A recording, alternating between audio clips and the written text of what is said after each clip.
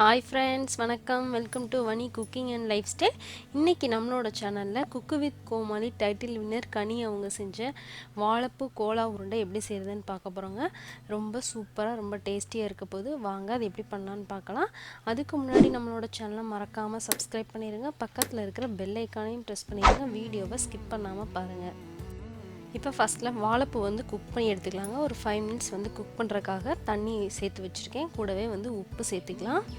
அதோடவே கொஞ்சமாக மஞ்சள் தூள் சேர்த்து ஒரு 5 மினிட்ஸ் நல்லா குக் பண்ணி எடுத்துடலாங்க. இப்போ பாருங்கள், ஒரு 5 மினிட்ஸ்க்கு அப்புறமா நல்லா கலரே சேஞ்ச் ஆகி நல்லா குக் ஆகிருக்கு. இது இப்போது நம்ம தண்ணியை மடிச்சுட்டு நம்ம அந்த வாழைப்பூ மட்டும் தனியாக எடுத்துடலாங்க.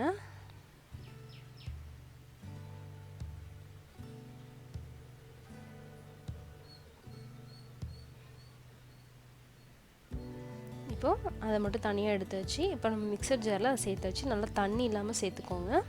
கூடவே ஒரு 2 ஸ்பூன் போல் நம்ம பொட்டுக்கடலை வந்து சேர்த்துக்கலாங்க. பொட்டுக்கடலை மாவாக கூட ஆட் பண்ணிக்கலாம்.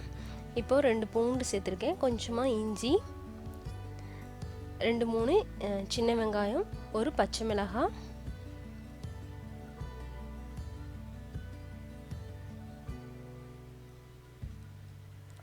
சீரகம் கொஞ்சமாக, சோம்பு கொஞ்சம், 2 கிராம்பு, ஒரு பட்டை, கொஞ்சமாக மிளகு,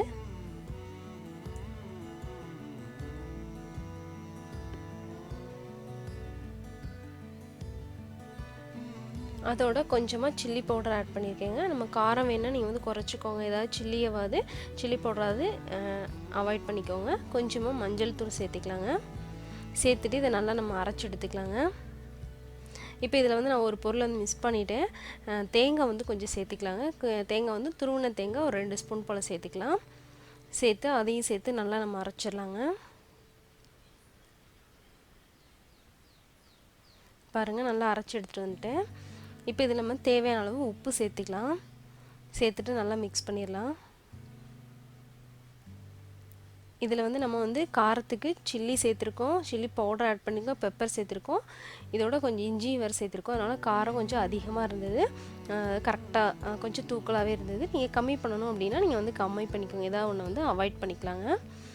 இப்போ பொட்டுக்கல்லை வந்து நம்ம வந்து சேர்த்தோம் இல்லைங்களா, பொட்டுக்கல்லையே சேர்க்கும்போது நல்லா கொஞ்சம் அரைப்படாமல் முழுசாக இருக்கும்போது நல்லா கொஞ்சம் க்ரன்ச்சி, அது கொஞ்சம் நல்லாயிருக்கும். அதனால தான் பொட்டுக்கல்லையாக நான் சேர்த்தேன். இல்லை பவுடராக சேர்க்கனா கூட நீங்கள் வந்து சேர்த்துக்கலாம்.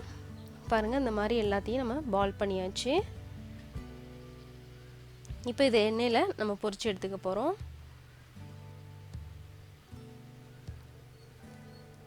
ஃபஸ்ட்டில் ஒன்று மட்டும் போட்டு பாருங்கள், கரெக்டாக நல்லா உதிராமல் வந்துருச்சு அப்படின்னா நம்ம அப்படியே ஃப்ரை பண்ணி எடுத்துடலாம். நல்லா எல்லா சைட்லேயும் திருப்பி விட்டு நல்லா ஒரு ப்ரௌனிஷாக வரும்.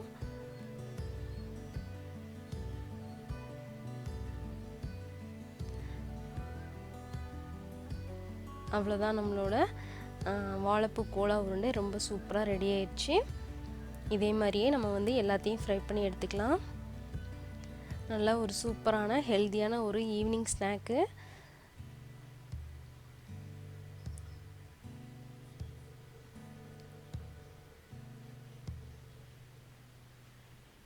நீங்களும் இந்த ஈஸியான ரெசிபியை ட்ரை பண்ணி பாருங்கள், கண்டிப்பாக உங்களுக்கும் பிடிக்கும்.